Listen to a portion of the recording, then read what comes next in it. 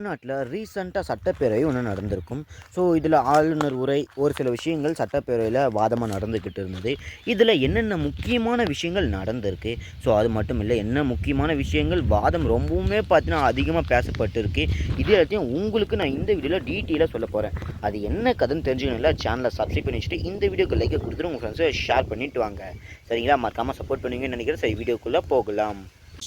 மோஸ்ட்டாக எந்த விஷயத்தை பற்றி பேசியிருந்தாங்கன்னா, ஸோ உள்ளே இருந்த எல்லாரும் ஆளும் கட்சியாக இருக்கட்டும், எதிர்கட்சியாக இருக்கட்டும், எல்லா கட்சிகளும் எதை பற்றி விவாதம் பண்ணிக்கிட்டு இருந்தாங்கன்னா, முதல் வேலையாக ஸோ மொழி கொள்கையை தான் முதல்ல எடுத்துக்கிட்டு இருந்தாங்க. ஸோ அதாவது என்னென்னு கேட்டிங்கன்னா, இருமொழி கொள்கை. ஸோ லைக் அது எப்படி இருக்கணும்னா, ஒன்று தமிழ் இங்கிலீஷ் இருந்து மட்டும்தான் இருக்கணும், இந்தியை திணிக்கக்கூடாதுன்னு பார்த்தீங்கன்னா சொல்லி நிறைய வாதமாக பார்த்தீங்கன்னா பேசப்பட்டிருக்கு.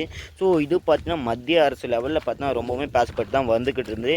ஏன்னா நம்மளுடைய பிரதமர் அவர்கள் ஸோ மும்மொழி கொள்கையாக பார்த்தீங்கன்னா வந்தால் தான் தமிழ்நாடு அரசு மும்மொழி கொள்கையை ஏற்றால் மட்டும்தான் ஸோ கல்வியோட நிதி தொகையை தருவோம்னு பார்த்தீங்கன்னா சொல்லியிருப்பாங்க. ஸோ 3284 கோடி பார்த்தீங்கன்னா மத்திய அரசுக்கிட்டேருந்து இருக்குது. ஸோ அதெல்லாமே நம்மக்கிட்டேருந்து நம்ம வாங்கணுன்னா இன்னுமே ஸ்ட்ரென்த்தாக இருக்கும். ஸோ கல்வியில் நம்ம நிறைய இம்ப்ரூவ்மெண்ட் பண்ணலான்னு நான் நினைக்கிறேன்.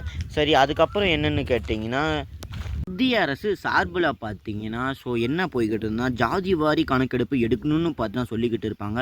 ஒரு சில கட்சிகள் இதுக்கு சப்போர்ட்டிவாகவும் பேசிகிட்டு இருந்தாங்க, இன்னொரு சில கட்சிகள் நெகட்டிவாகவும் பேசிட்டுக்கிட்டு வந்தாங்க. ஸோ ஒரு வழியாக பார்த்தீங்கன்னா இது ஃபைனல் பண்ணும்போது பார்த்தீங்கன்னா ஜாதி வாரி கணக்கெடுப்பு எடுக்கணும்னு பார்த்தீங்கன்னா எல்லா கட்சிகளும் பார்த்தீங்கன்னா ஒத்துக்கிட்டு இருப்பாங்க.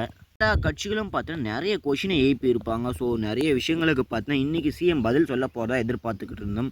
அதே மாதிரி நக்கல் பேச்சு, நையாண்டி பேச்சு, இந்த மாதிரி ஒரு சில விஷயங்களையும் பார்த்தீங்கன்னா சொல்லி ஸோ இது சினிமாவா இல்லை சட்டசபையான்னு சொல்கிற மாதிரி பார்த்தீங்கன்னா அவங்களுடைய டாக்ஸ் மாறிடுச்சுன்னு சொல்கிற மாதிரி நிறைய விமர்சனங்கள் பார்த்தீங்கன்னா வந்துக்கிட்டு இருந்தது. அப்படி ஜோசப் விஜய் அவர்கள் முதலமைச்சராகி ஸோ இன்றைக்கி வரைக்கும் அவங்க என்ன பண்ணியிருக்காங்கன்னு ஒரு சில விஷயங்களை சொல்லியிருப்பாங்க. ஸோ அது மட்டும் இல்லை, இதுக்கு முன்னாடி இருந்த ஆட்சியில் வந்து நிறைய பணத்தை எடுத்துக்கிட்டு போயிட்டாங்க.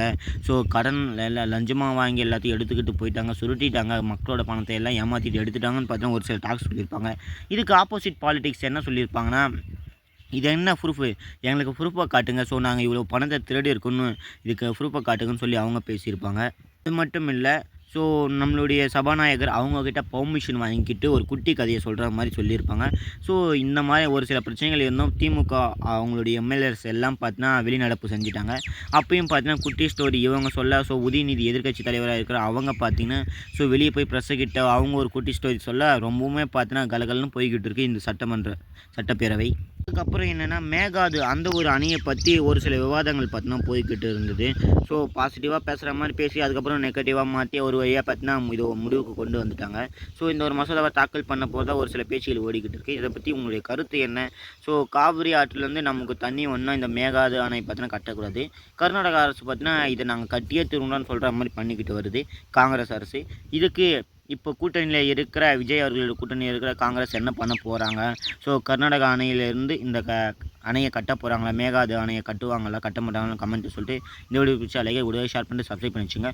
ஒரு சில விஷயங்கள் நான் சொல்லாமல் இருந்தால் மறக்காமல் கமெண்ட் சொல்லுங்கள், அதை பற்றி நான் உங்களுக்கு இன்னொரு வீடியோவில் சொல்கிறேன்.